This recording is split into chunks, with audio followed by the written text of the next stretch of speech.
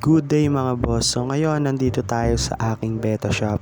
So ang beta shop mga boss, located yan dito sa Pasay City, Barangay 178. So makikita nyo to sa Facebook, Red Phoenix.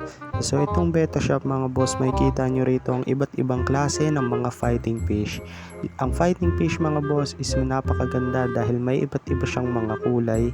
At may iba-iba rin siyang mga fins mga boss. Merong long fins, short fins, tusok-tusok yung fins. So maraming uri ang mga fighting fish mga boss. So ngayong araw mga boss, yung mga bote natin is wala ng mga laman. So naubos na kasi siya, mga nabili na. So ang mga fighting fish o betta fish mga boss is pwede nyo rin siyang i-breed. Madali lang siyang i-breed mga boss. Meron ako dito mga boss, mga betta fry. Ayan yung mga anak ng fighting fish. So yung mga fighting fish na yan mga boss is maliliit pa yan talaga dahil bagong hatch pa lang yan sila. So mga day 4 na nila ngayon. So sobrang dami nila mga boss, kailangan nilang kumain. So yun mga boss, napakadali lang mag-breed ng betta fish kung tutuusin. Kayang-kaya yan ng kahit sino. Sa sobrang dali mga boss, ang pinakamahirap lang na gagawin is makapagpabuhay ng mga betta fry. So sa dami ng na-hatch sa 100 plus mga boss, 50% ang possible na mabuhay dyan. Tulad nitong mga betta fish na pinapakita ko ngayon, ayan yung mga paanak nating mga isda. So maliliit pa lang sila, mga 1 month old mga boss. Pero pwede na yan natin silang ibenta paglipas ng 2 buwan. Sa pagpili ng mga betta fish mga boss is mas maganda yung mga ganado sila lumangoy. Kung kayo bibili ng mga betta fish, syempre hindi matatamlay. Ang mga betta fish mga boss ay nai-stress kapag nakikita nila ang kapwa nilang isda. So kaya kung makikita nyo yung mga betta fish na hindi ganon, so matamlay yun mga boss. Kita nyo naman dito, ay nagagalit sila. Nai-stress yan sila mga boss kapag katagalan nakikita pa rin nila yung kasama nilang mga isda sa tank. Ang mga fighting fish mga boss is territorial, so ayaw nilang may nakikita silang kalaban dahil nai-stress sila kapag katagalan. So tinatanggal lang natin yung harang o pinagkikita natin sila kapag katapos nila kumain. Tinatanggal lang yung harang nila mga boss kapag tapos nilang kumain mga boss, para mabilis silang malusawan kasi gagalaw at gagalaw sila. Kapag ang betta fish mga boss hindi lang lusawan, ako delikado yan, tatamaan yan ng sakit. Sa pagpapakain ng betta fish mga boss, ang gamit kong pellets is Optimum Betta kapag wala akong live foods.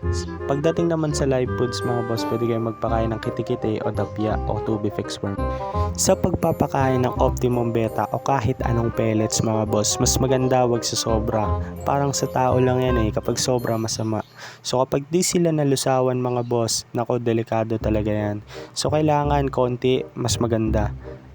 Pwede kayong magpakain ng mga pellets kahit isang beses sa isang araw, 2 beses sa isang araw lang mga boss. Para maiwasan na rin natin na mapollute yung tubig. Ang betta fish ay nabubuhay kahit hindi kumakain niya ng 1 linggo. Basta malinis lang yung tubig niya. Ang mga betta fish mga boss is matitibay, hindi na nila kailangan ng oxygen o kahit ano pa. Basta maayos yung tubig nila, okay sila mga boss. Sa pagpapakain naman ng pellets mga boss, lalo sa mga newbie, ayos na yung 2 pellets sa umaga, tapos 5 pellets sa gabi, ayos na yon. Kahit nga ano lang mga 3 lang, pwede na yon.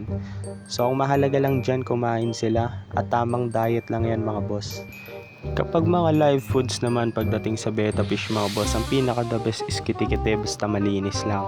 Kapag tubifex worm naman is mahalaga masaktuhan lang natin yung pakain, dahil kapag nasobra namamatay yung uod na yun mga boss sa tubig and napupulyot yung tubig, namamatay din yung isda mga boss. So mas maganda kitikite, kasi yung kitikite mga boss kapag nasobra yung lagay nyo is lilipad yan kapag kalaunan na, nagiging lamok yan, hindi nasisira yung tubig. Yun nga lang, possible na magkasakit kayo dahil baka may sakit na dala yung lamok, delikado rin. So alalay lang sa pagpapakain sa mga isda natin mga boss. So dito mga boss, kapag nagpapakain tayo, isa sa umaga, isa sa hapon lang. So kapag maulan naman, minsan hindi na tayo nagpapakain dahil baka hindi nga sila malusawan. So minsan pwede nyong gawin yon, pwede ring hindi. Depende sa inyo yan mga boss kung paano nyo papakiramdaman yung isda nyo, kung nagugutom na ba o hindi pa. So, ayun mga boss. So, tapos na itong video na to. So, dito ko na to tatapusin dahil marami pa tayong ibang gagawin. So, next video natin mga boss, i-update ko kayo sa mga parating nating isda. So, i-vlog din natin yan mga boss. So, ilalabas ko yung mga isda natin sa online, dyan sa page na yan. So, maraming salamat sa inyo mga boss. So, kita-kits tayo sa page na yan. PM lang kayo. Pwede kayo mag-walk-in, kayong bahala. Maraming salamat.